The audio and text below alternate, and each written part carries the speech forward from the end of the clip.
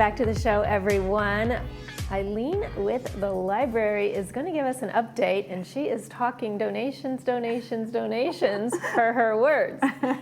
So with that, welcome to the show, Eileen. Thank you. It's good to see you. Nice to have you back. Yes. What do you want to start with, donations?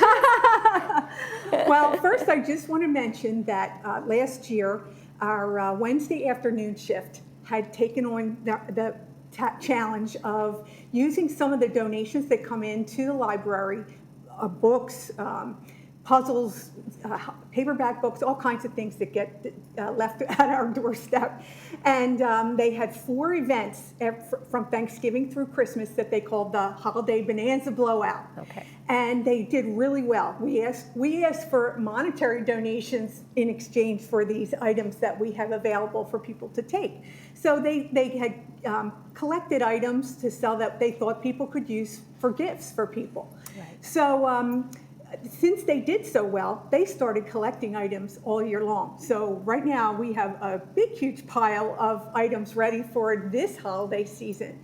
But instead of having it at the library, which was, they had to set up and take down every single week, they're going to take advantage of the Darlings event that's going to be held in Clubhouse 1 in December. Okay. So we're going to have a table there, a big table there. Wonderful. Where they'll have all these items, and that you can give us a little monetary donation if you're interested in finding something for someone that you could give them for a holiday gift. And I would imagine most of the donations are in really good shape. A lot of them are. Once, or even maybe not even touched at all. Yes, yeah. Like just this past week, we got 2 brand new books. So somebody bought them, read them, and gave them to us that are so new that our book vendor hadn't even sent us the copy that we purchased yet.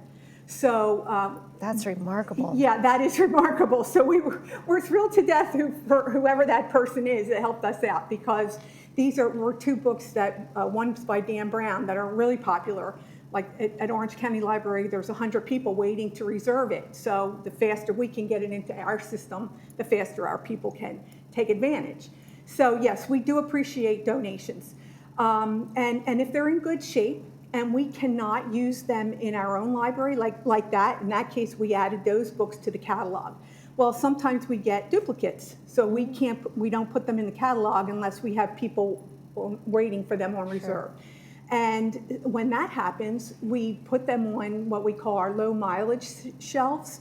And the same thing, we ask for a donation if you're interested in taking that item home. So we have, when they are mostly hardback books and paperback books, sometimes we'll have CD books or DVDs that we can't use in the catalog, and we're hoping we get some money. Right. Because GRF gives us an allowance each year, and we use that to buy brand new hardback books. But every other expense that we have in the library, other than the building expenses, but newspapers, magazines, labels, paper that we use to print out things, any kind of office supplies, we rely on monetary donations and fines so that we can purchase the items we need that the people who come to our library like to take advantage of, particularly the newspapers. They've gotten really expensive. We're probably paying close to $2,000 a year just for the Orange County Register. So people prefer to read the paper versus look online. Yes, we have people that come in every single day to read the newspaper. So yeah, we like to have that available for people. So to help keep our library running smoothly, any of these donations help. Now, we have 65 volunteers who work at the library. Most only work a couple hours, 1 day a week. And they, our back room where we process all these donations is not huge, so they don't like it if we get boxes and boxes of donations all at once. It's just hard to handle. But we are willing to take them. We have two volunteers, Judy Blando, who does the hardback books, and Marlene Barkley does the paperback books. So if we're not using them in our catalog or on our inside shelves, they will process them either for a donation, a monetary donation, or if they're things that we just can't use. Maybe they're not in great shape. We have a little patio outside where that we set up during the pandemic because people couldn't come into the library. And it is the most popular thing I think that we have. Almost everybody that goes past Clubhouse 1 stops by our patio to check out what new things we have on these shelves because they're free. So we say, take them, please don't bring them back. Find another place to donate them. Right. So yes, the donations, we process them, we try and use them in the library, we try and get donations for them. We'll have this big blowout sale in December, and then we put them out for people to have a second life with somebody else in the village. Sure. So yes, that's our big donation. You've got quite the system going on there. We do. That's one of my favorite things. It's a process, and from the time we acquire something, whether we pay for it or somebody gives it to us, until it's finally it's the end of its life, and we have a place for it to go then. But it sounds like all of the donations that come through just recirculate constantly, keeping everything new and fresh and available. In particular, the paperbacks, the vast majority of them we put on our shelves. They're on the honor system, so people can take them. They don't have to check them out. Oh, okay. We ask for them to come back, but they may or may not because we don't know who took them.